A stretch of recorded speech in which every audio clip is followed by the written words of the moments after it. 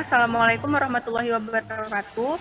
Nama saya Ernianti dengan NPM 2213032074. Saya akan melanjutkan materi dari rekan saya, yaitu Pancasila dalam Sejarah Bangsa Indonesia pada sejarah G30 SPKI. Sejarah berdirinya PKI tak lepas dari insight sosial dekomertis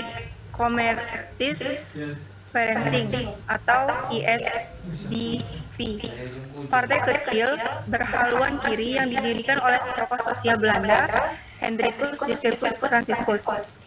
Pada tahun 1920-an, ISDV kemudian mengilhami akhirnya PKI dengan Samuel sebagai ketua dan Darno menjadi wakilnya.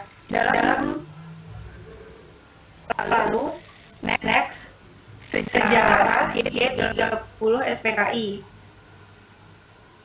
Peristiwa G30 SPKI terjadi pada tahun 1965 dan dimotori oleh Diva Nusantara Aidit atau DN Aidit. Peristiwa terakhir PKI di bawah kendali DN Aidit, perkembangan PKI semakin nyata walaupun diperoleh melalui sistem parlementer. Pandangan itu disebut bertentangan dengan konsep Mao Zedong dan Stalin yang secara terbuka menyatakan bahwa komunisme dikembangkan hanya dengan melalui perang. G30 SPKI terjadi pada malam Minggu hingga dini hari, tepat pada akhir tanggal 30 September dan masuk 1 Oktober 1965. Gerakan pemberontakan dilakukan oleh PKI mengincar perwira tinggi TNI AD Indonesia. 3 dari 6 orang yang menjadi target langsung dibunuh di kediamannya, sedangkan lainnya diculik dan dibawa menuju lubang buaya. Ke-6 perwira tinggi yang menjadi korban G30 SPKI antara lain Letnan Jenderal Adumerta, Ahmad Yani, Mayor Jenderal Raden Suprapto, Mayor Jenderal Mas Tirtodharmo Haryono, Mayor Jenderal Siswondo, Paman Brigadir Jenderal Donald Ishak Panjaitan, dan Brigadir Jenderal Sutoyo Suswo Miharjo. Lalu, next, tujuan G30 SPKI. Tujuan utama G30 SPKI adalah menggulingkan pemerintahan era Soekarno dan mengganti negara Indonesia menjadi negara komunis.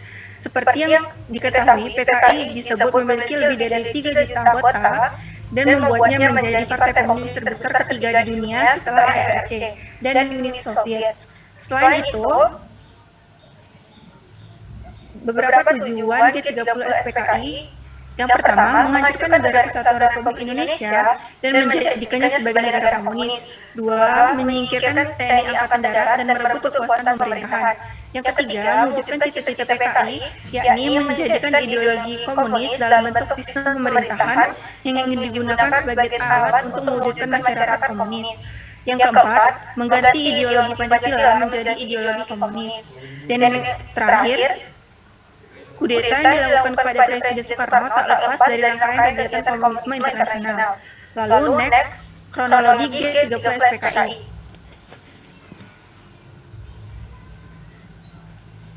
Tindakan dari penyebarluasan ideologi komunis yang dilakukan PKI menimbulkan kecurigaan dari kelompok anti-komunis. Tindakan tersebut juga mempertinggi persaingan antara elit politik nasional. Kecurigaan semakin mencuat dalam memunculkan desas-desus di masyarakat, terlebih menyangkut kesehatan Presiden Soekarno dan Dewan Jenderal Angkatan Darat. Di tengah kecurigaan tersebut, Letnan Kolonel Untung Komandan Batalion 1 Kawal Resimen Cakrawirawa, yakni pasukan khusus pengawal Presiden, memimpin sekelompok pasukan dalam melakukan aksi bersenjata di Jakarta. Pasukan tersebut bergerak meninggalkan daerah Lubang Buaya. Peristiwa ini terjadi pada tengah malam pergantian hari Kamis 30 September 1956 menuju hari Jumat 1 Oktober 1956. Kudeta yang sebelumnya dinamakan Operasi Takari diubah menjadi Gerakan 30 September. Mereka menculik dan membunuh para perwira tinggi Angkatan Darat. Aksi tentara tersebut pada tanggal 30 September berhasil menculik 6 orang perwira tinggi Angkatan Darat. Di samping itu gugur pula Ajudan Mahkamah atau Kasat Jenderal Nasution Letnan 1 Vere Andreas Tendean dan pengawal Wakil Perdana Menteri 2 Dr. Jenderal Daimena Brigadir Polisi Saswit Tubun. Lalu next, solusi atau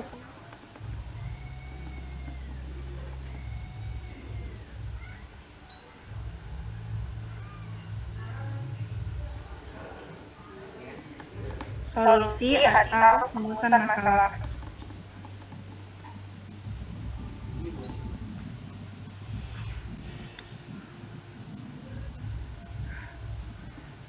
Hasil akhir atau solusi adalah upaya penyelesaian yang dilakukan oleh pemerintah dalam mengatasi G30S-PKI dengan upaya meredam gerakan G30S-PKI dengan melakukan operasi militer dan pengajaran terhadap para pemimpin dan pendukung PKI. Sekian presentasi dari saya serahkan kepada rekan saya. Wassalamualaikum warahmatullahi wabarakatuh.